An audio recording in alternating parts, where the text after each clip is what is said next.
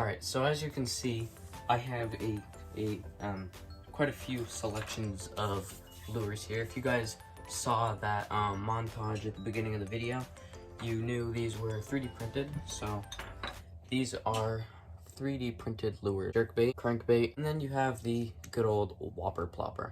Alright, the first thing that you should do when printing any lures, find one that is printed in one piece and is not split and requires gluing. That's just a giant pain in the butt. Just print it in place, attach your hooks, and seal it with something, and you'll be just fine. Another tip is to try and find files with the lip already on the bait.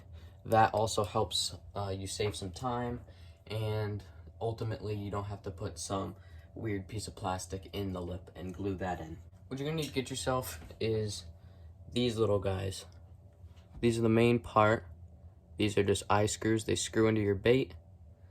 And you can tie your line onto there.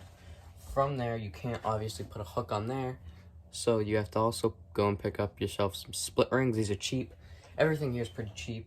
And then I got myself some size 6 Eagle Claw laser sharp hooks. It's literally as simple as grabbing the bait and just twisting the line tie in there. That is where you can see is the rear line tie is going to hook up to the hook. From there, you just open up your split ring. If you do this step early while you have that split ring on there, it's already opened up. Just slide your hook onto that split ring.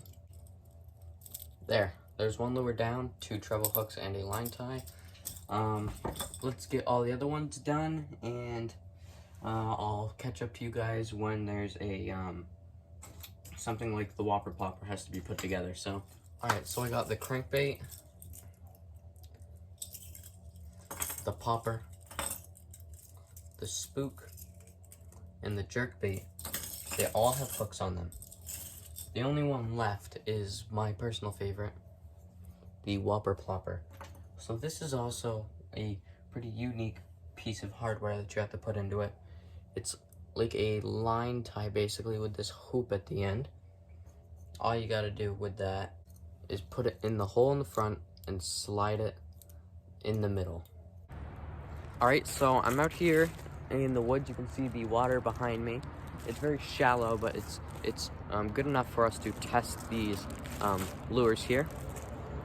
So as you guys know, or as you guys have seen in the sooner parts of this video, we have made these printed lures and attached our own hooks to them.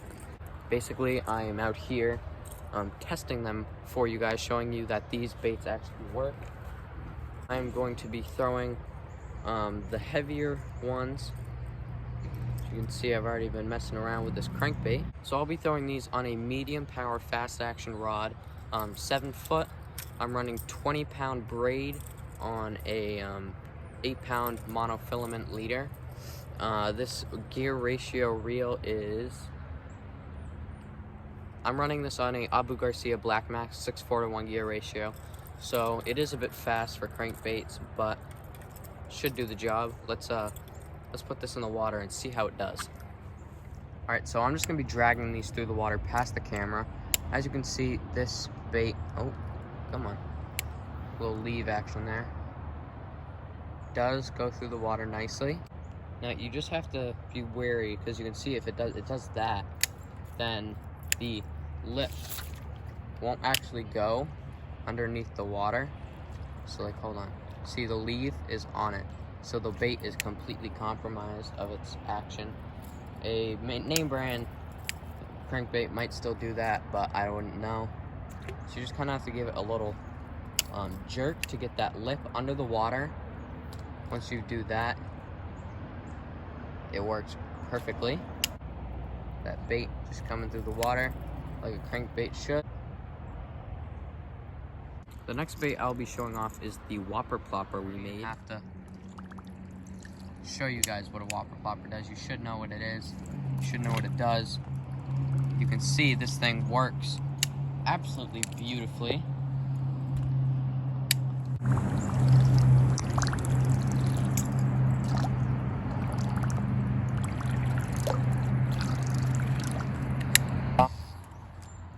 You can see it chopping up the water there. Oh.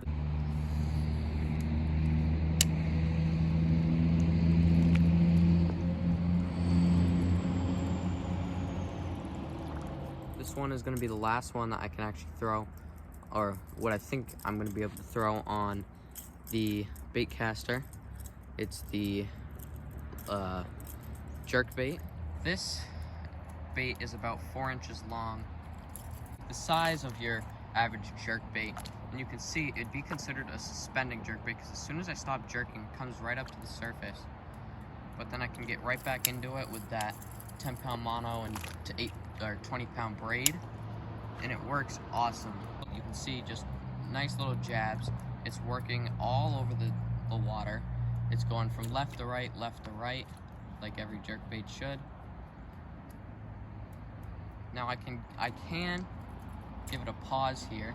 I just a little more jerks them in shallow water. Pause. And the swimming action of this lure is also there. And now I did not print this in this video. You guys didn't see the time lapse of this lure. But this is a walk the dog style bait. It is a floating bait. It is a basically a learner's spook, I guess you could say. Let's face it, no spook you've seen looks like this with that tail. Let's get it to walk, come on. There we go.